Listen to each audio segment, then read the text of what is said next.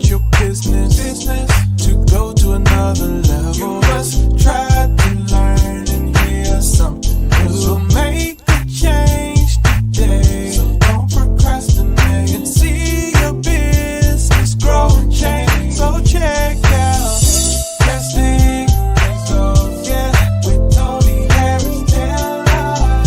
Toni Harris Taylor. Drastic Results, oh yeah, with Toni Harris Taylor. Yeah, yeah. Hi, this is Toni Harris Taylor with another amazing author of the book Lead Loud: Entrepreneurs Building Legacy Through Drastic Leadership. My guest today is my coaching client and now friend, Ime Umana. Ime, welcome. Thank you, Toni. It's a pleasure being here. So, in your own words, tell everybody who you are and what you do. Once again, my name is Ime Umana, and I am trained professionally as a pharmacist. However, I am also an entrepreneur, and I own a fingerprinting business here in Florida. Awesome, awesome. How do you go from pharmacist to fingerprinting? Tell me the story. Well, you see, I have always had this entrepreneurial bug. And over the years, I have dabbled into so many different things, just not finding exactly the thing that was a fit until I landed on fingerprinting a few years ago. How did you land on fingerprinting? Well, it actually started from my notarial uh, um, career. I became a notary right in the middle of COVID. Wait a minute. And That wait a minute. You said notarial career? I didn't even know notarial, that was a word. my notarial career, a notary. Hey, okay. So I started my notary journey right in the middle of COVID. And Okay. as a notary, I did not realize there were so many other umbrellas, branches that you could do as part of the profession. So I happened to stumble onto it as part of the options to add into my business as a notary. Got it. Now, one would say you have a secure job. Pharmacists, like people are not going to stop getting sick, right? So, really, you say you always had the entrepreneurial bug, but really, what inspired you to take the step to really go forward in entrepreneur? You see, my mom was one of those serial entrepreneurs. She was a teacher by profession. And growing up, and I noticed how she was always doing different things from farming to selling clothes to doing other ventures. And I admired that aspect of her so much. And I always wanted to follow in her footsteps. Yes, I had a profession as a pharmacist, but there was always this itch to do something else in addition to what I was doing as a pharmacist. Mm. So, your mom inspired you. That is And correct. so, I know in your pharmacy job, as well as in your business, leadership and having leadership qualities are very important. So, how do you define leadership and how are you leading out loud? I have heard a saying that everything rests and falls on leadership. Mm. And I have also observed leaders in my life throughout my profession as a pharmacist and otherwise. You know, one of the things that I learned, especially when I stepped into that space as a pharmacist, was we always hire all these new technicians that come on board to work with us. And I always tell them, I said, listen, I want you to ask me as many questions as you want concerning this field that you're stepping into. Because I don't want 2 or 3 years down the road for you to be asking me the same thing. Because if you do, Hmm. then I haven't done my job to train you properly. So I've always seen the leadership aspect as being able to bring others alongside me and to help them excel in what they want to do. Yeah, I love that. And I love when you say, I haven't done my job as a leader if you're asking me the same questions a year or two from now, right? And so right now you're getting out of your comfort zone to be a self leader. Absolutely. So tell me about a moment you had to take a drastic step to grow as a leader. And what did you learn from that? One of the things that was drastic for me was the fact that I had to step out of my comfort zone in networking.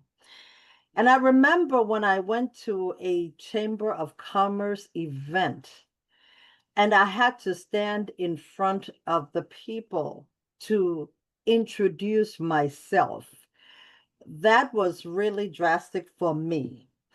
Mhm. Um, it meant that I had to break out of my limiting belief and fear of standing in front of people to lead myself and be comfortable introducing myself and be comfortable talking about myself in front of people. Yeah. And so I think sometimes as people, we rely on the word comfortable too much I think because so. entrepreneur and comfort do not go together. No, they don't. They do not go together. And so we have to lead ourselves outside of our comfort zone so that we can have and do and be and serve the people we're meant to serve. And I don't know that we always look at it as leadership or self leadership, but that's exactly what we're doing. And that comfort zone gets a lot of people stuck. And I'm just grateful that you have pushed through and continue to push through. It's not a one and done in entrepreneur. I'm Absolutely not. always pushing through my comfort zone. Lord knows I am. So what legacy are you intentionally building with your business? I wanted to challenge. So what I have one son, and one of the things that I wanted him to see was the fact that I am always improving myself and stretching myself. Mm. Yes, it was okay to be trained professionally, but there was always opportunities for growth. And I wanted him to see that it's you just don't rest on your laurels once you accomplish maybe one of your major dreams, but you stretch yourself into areas that perhaps you never even thought about it. So I Yeah, want him to see from my example that there's always more. yeah. Now, I remember during our coaching, you told me that your father influenced you, but in a different way. Because if you weren't a doctor in your family, he didn't think you were really accomplished. Is that right? That is correct. Yes. That is absolutely true. Hmm. And but so having that in your back of your mind, how has that propelled you though to be the entrepreneur you are today? I think that was one of the fields that fueled my desire to go farther. Um, I had no desire to become a doctor. My dream had always been to be a pharmacist. Okay. So I accomplished that goal. That was his dream, but that was not my dream. So that perception, it enabled me to see that as a woman I can stand up for myself and be who I want to be and do what I would love to do. So it was more of a feel to help me see that I can go places by myself as a woman. I love that. And that's something you're showing your son as well. So the next question is, how has leadership impacted your family, which you've talked about your son, but if you have anything to add there, your community or your industry? Well, I have had the privilege and the opportunity to lead in other facets. One Sure. of them that I remember clearly was I used to be a teacher in Sunday school, but I also used to lead the children's department. And I remember one time we had to raise funds to be able to take the children to summer camp. Now, looking back at that point, I never really thought about that as leadership. But looking back, I see that that was certainly leadership in action because not only was I able to lead the youth to raise money and have a matching contribution from my company, but I was able to chaperone them all by myself to the camp. Wow. Mm-hmm. And Wow. also bring them back. And, they all had a blast and a wonderful time. But just being able to lead a group of teenagers to do fundraising and making it exciting and also helping them, taking them to camp, that was to me one of the joys of my life. Oh, wow. That is awesome. And it still stays with you today. And Absolutely. so if you could do that, there you should be able to, help your community as well. But I want to talk a little bit about the industry because in Florida, they just enacted the fingerprinting law for healthcare professionals. How do you think you can take the lead in that? When that law came down July 1st of this year, requiring that all healthcare professionals have to be fingerprinted once their license renewal date is due, that presented me with an opportunity that I saw to be able to scale my business to a level that I never would have thought before. Because I see it opening doors for me into areas and industries. Because I never even thought about there were certain healthcare um, avenues that I never really even looked into. I've done the massage therapist, the pharmacist, and the other ones, but I have gotten calls from mental health therapists, from Mhm. other aspects. And so I see lots of opportunities now that I did not see before I because of that know law. because of the new changes. And so I'm going to, I'm excited to see where you take this because it's going to definitely get your name out into the industry as well. So, what are your core values that drive your decisions as a business leader? One of the core values that I have is to be able to serve my clients with integrity and offer them a professional service that they would not get walking into a UPS kiosk. Because I realize that there are other people in the other players in the industry. However, I give them that personal touch of making them aware that I am here to offer you services and bring excellence to the service that I offer. So, one of my core values is being able to serve them professionally with excellence Mhm, and convenience as a mhm. mobile fingerprinting technician. I love it. Excellence is your middle name for sure. And so you have a job, you still have the job. As an entrepreneur, was there a time you wanted to give up and what kept you going? Yes, there were times that I had felt like giving up. Mhm. And I had to think about when I was going through pharmacy school. Now, pharmacy school was one of the most challenging times of my life. Mhm. At one point, I wasn't sure if I was going to be able to hang in there. But I realized that I saw the finish line almost there and I pushed through. And I think that gave me a built-in determination of a stick it in there kind of attitude to hang in there and go through the learning curve because it has been quite a learning curve for me. So being Mhm. able to stick in there even when I have self-doubts and fear and know that, you know what, it's going to be okay. I will see this to fruition.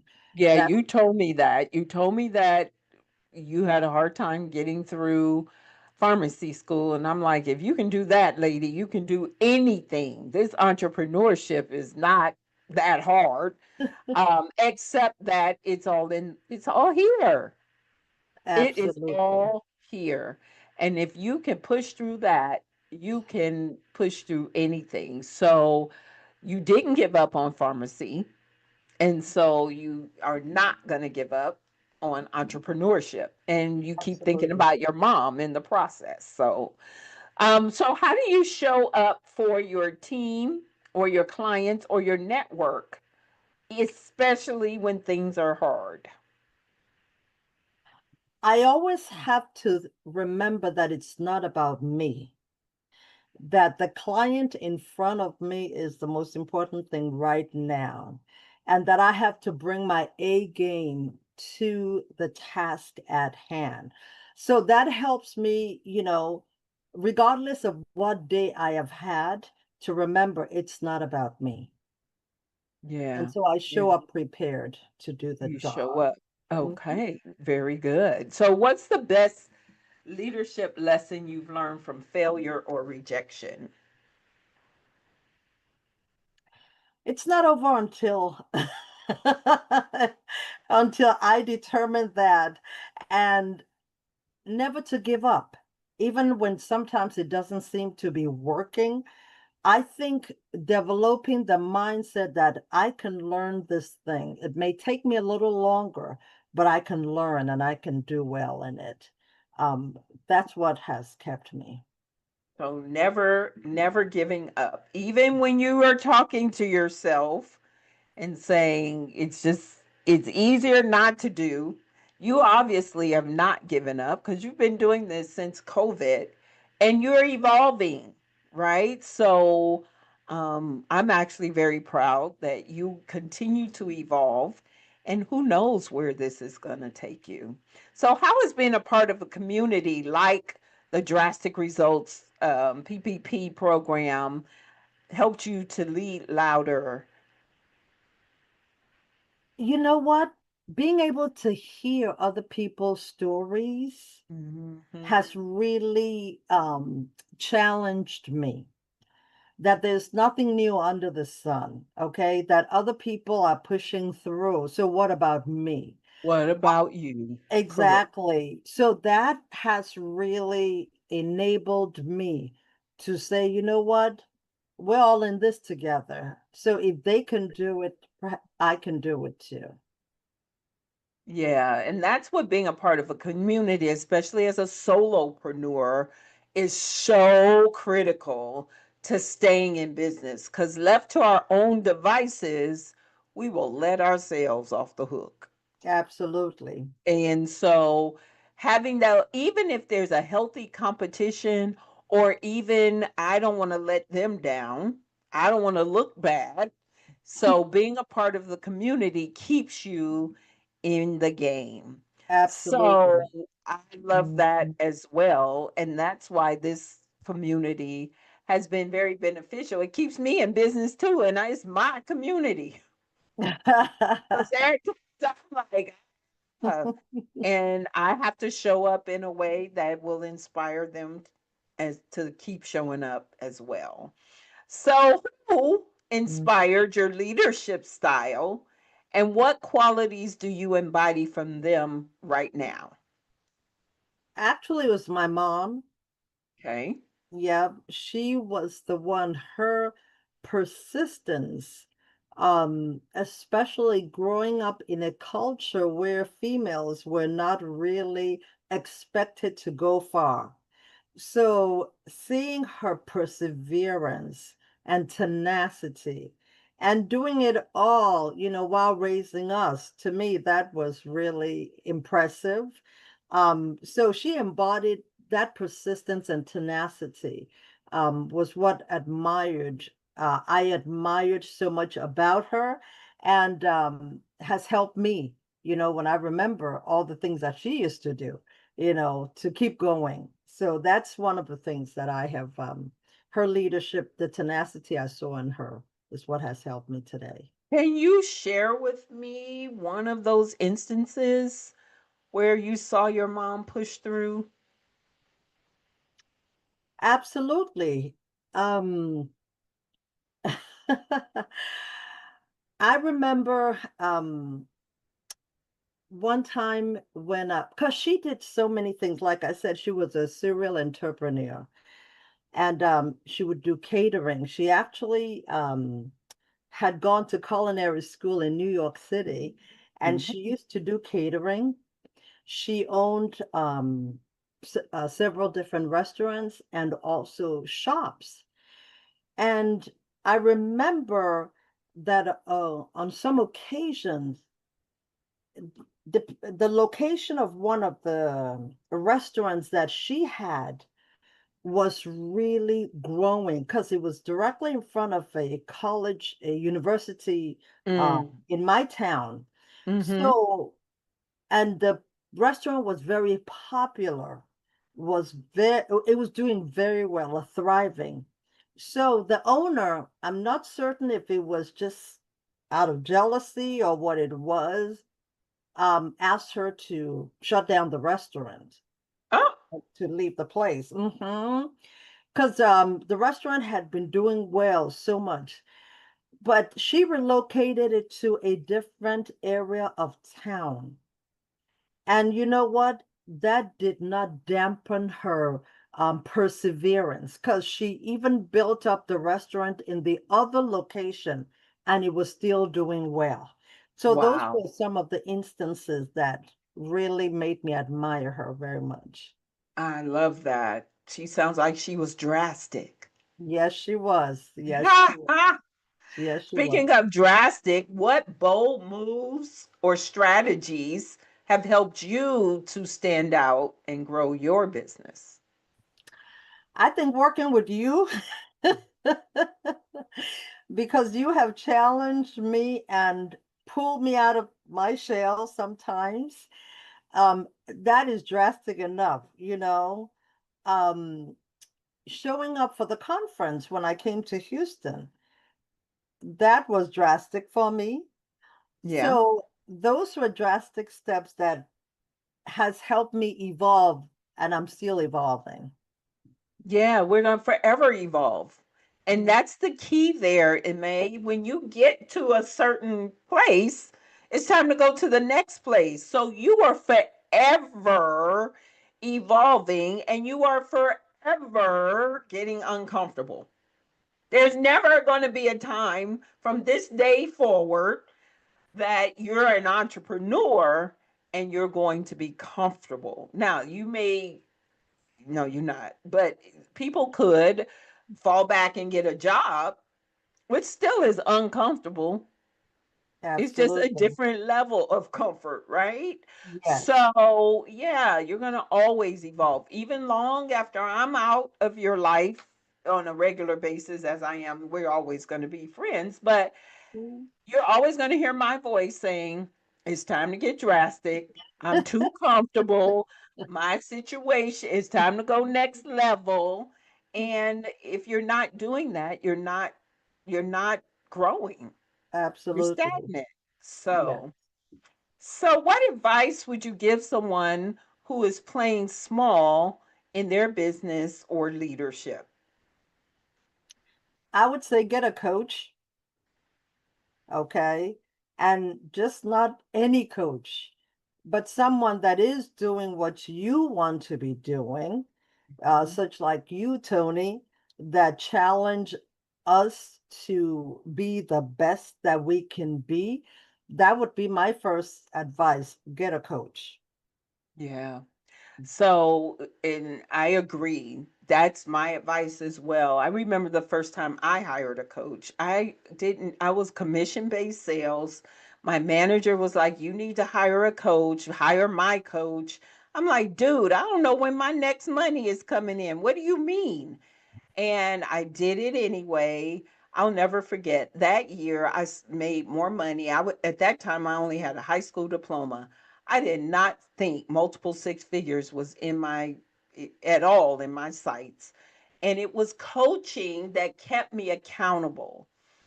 The other thing coaching has done, and I think you would agree, is I don't want to look bad. That's me. I don't want to look bad. So I'm like, I'm not going to have that lady calling me talking about why you not doing what you said you going to do. Integrity, right? Being of integrity. So yes, a coach will move you forward, even especially when you don't want to. All right. So how are you helping others to rise as you rise? I have a few people in my life that I try to, because I'm a reader. I love to read. But I also love to travel and do other things. So most often I will share with them some of the things that I'm doing, to level up who I am, to better my mindset. Because I figured, isn't there a saying that, take inventory of the five people closest to you? Yes. Mm-hmm. Mm-hmm. So I want to be amongst a circle of people that have a growth mindset. So I try to invite them to some of the things that I'm doing to help me better myself. Oh, I love that. You again, it's about accountability. So if you bring them in the room, they're going to help you stay accountable. I love that. Well, this is my last question. So at your funeral, what do you want people to remember about you and the work you've done? I want to be remembered as someone that remained relevant until their last day. They did not rest on their laurels, but they kept stretching. Despite the fear and the self doubt, they did not allow that to swallow up who they were, but they pushed through and accomplished what they had made up their minds to accomplish. That's what. Okay. So, so you're saying that in the second person. So I'm going to re-say it. So you want people to remember you that I was one who pushed through, didn't rest on my laurels.